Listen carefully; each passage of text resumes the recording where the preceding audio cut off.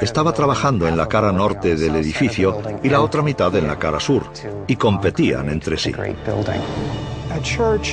Una iglesia de proporciones inéditas surgió mágicamente y a tanta velocidad, más rápido que ninguna otra construcción de la época de esa escala. Santa Sofía se consagró en el año 537, apenas 6 años después de colocarse la primera piedra.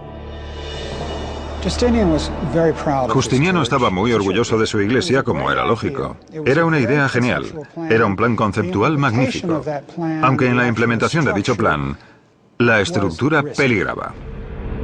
Un constructor con más experiencia y más práctico habría visto que intentar construir una cúpula de este tamaño con esos materiales y en tan poco tiempo iba a ser arriesgado como poco. Antes de que incluso se terminaran las obras, las 4 columnas que sujetaban los arcos empezaron a torcerse y a colapsarse.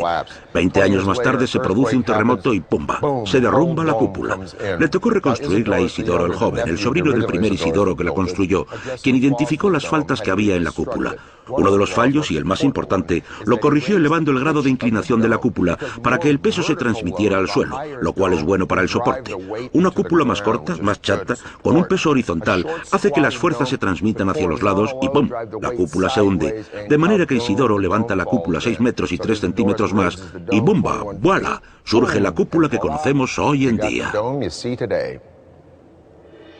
Santa Sofía era famosa por más cosas aparte de por su novedoso diseño. Incluso sus columnas estaban profusamente adornadas con monogramas del emperador y su emperatriz. Nunca se nos permite olvidar que esto es el gran logro de Justiniano y Teodora. El emperador Justiniano había creado un eje para la cristiandad y había consolidado más si cabe a Constantinopla como la capital del mundo cristiano. Tenía un arquitecto que haría una gran proclama. Y así fue. La mayor iglesia de la cristiandad, la cúpula mayor del mundo hasta el Renacimiento. Consiguió un edificio que eclipsó a cualquiera de las magníficas termas de la antigua Roma, o a cualquiera de los fastuosos templos del mundo de la antigüedad. A finales de su reinado, el imperio bizantino había alcanzado su mayor extensión, e incluía Siria, Palestina, Asia Menor, Italia, Grecia y por el sur toda la costa norte de África y Egipto. Pero los bizantinos pagarían el precio de la expansión. Las casi constantes campañas militares de Justiniano, junto a su celo por reconstruir Constantinopla, llevaron a la ruina al imperio bizantino. El imperio realmente no llega a recuperarse nunca de la megalomanía de Justiniano. Y quizás el que la cúpula de Santa Sofía se hunda es una imagen muy apropiada, ya que a medida que Justiniano extiende las fronteras políticas del imperio, también extiende las de la arquitectura. Los emperadores que sucedieron a Justiniano durante los 3 siglos siguientes a su muerte gobernaron sobre un imperio progresivamente más pequeño.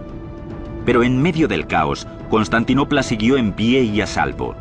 Y en el siglo X, los bizantinos volverían una vez más a levantarse cubiertos de gloria militar gracias a un arma ofensiva letal y a la mente militar más aguda que jamás haya portado una corona.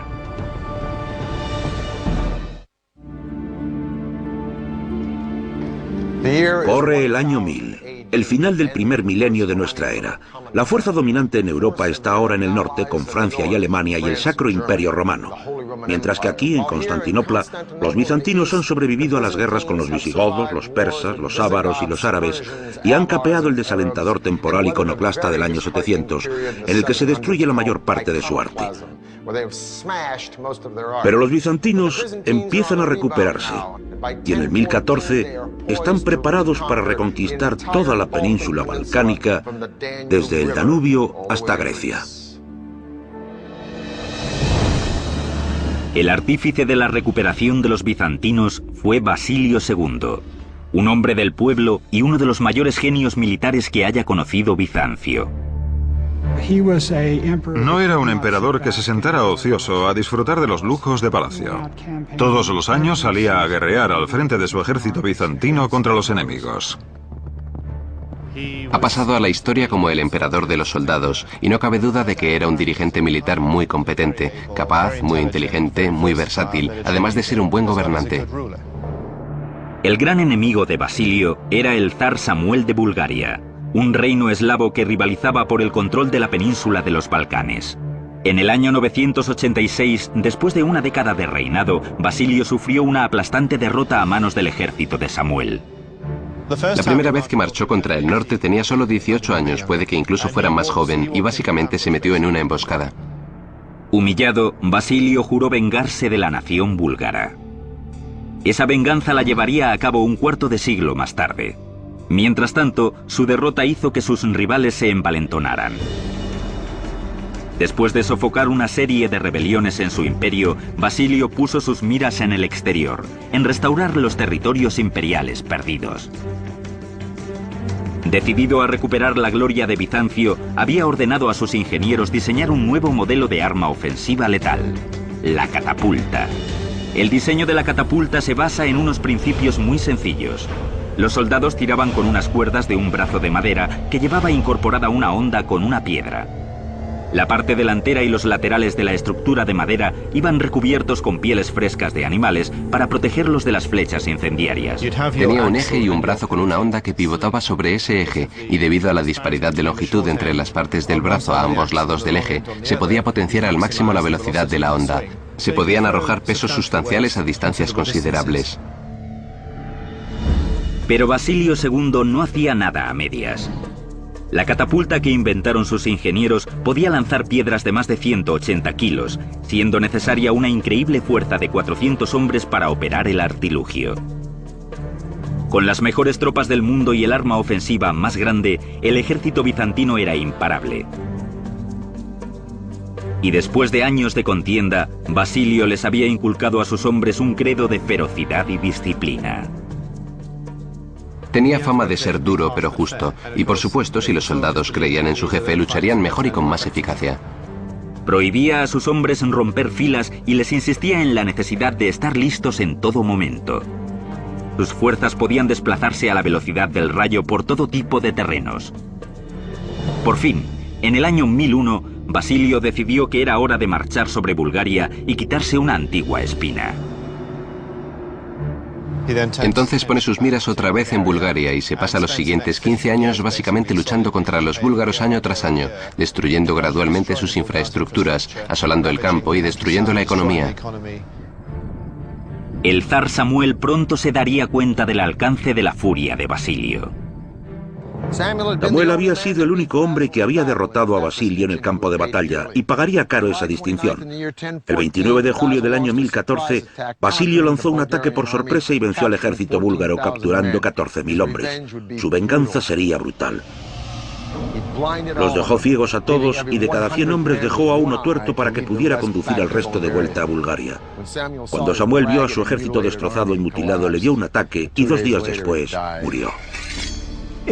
Una cosa es ejecutar a toda esta gente y otra es dejarlos tullidos y enviarlos a su país, donde sus compatriotas van a tener que cuidar de ellos, de manera que se convierten en una especie de carga social permanente. Gracias a esta cruel victoria, el emperador ganó el control de los Balcanes y el sobrenombre de Basilio, el matador de búlgaros.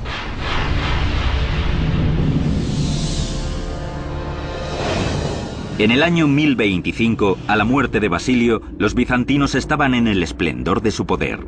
Pero el imperio se había quedado sin timón y era vulnerable a las luchas intestinas. En los años que siguieron, el imperio necesitaba a un general como Basilio II, pero no lo tuvo. En 1453, los otomanos lanzaron una nueva arma sobre las imponentes murallas de Constantinopla. Al final, el ladrillo y la piedra no pudieron soportar el fuego de la artillería. La pólvora y los cañones cambiaron las reglas de la guerra. Bizancio, Constantinopla, había sido construida para un sistema de lucha que se había quedado obsoleto en el siglo XV. Después de 1100 años, por fin se abría una brecha en las murallas fortificadas de Constantinopla. Constantinopla era ahora Estambul.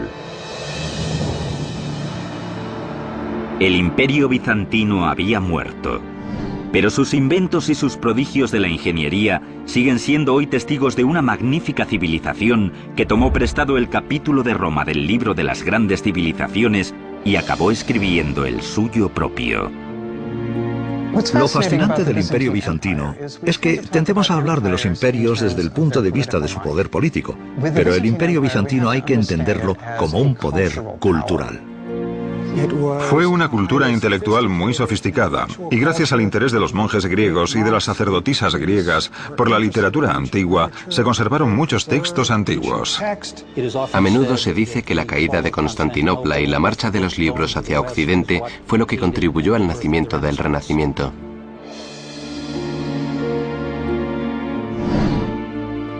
Constantinopla construyó a lo grande. Lanzó al cristianismo al mundo. Forjó las leyes del mundo occidental. Preservó la herencia de la antigüedad. Pero el Imperio bizantino había desaparecido para siempre.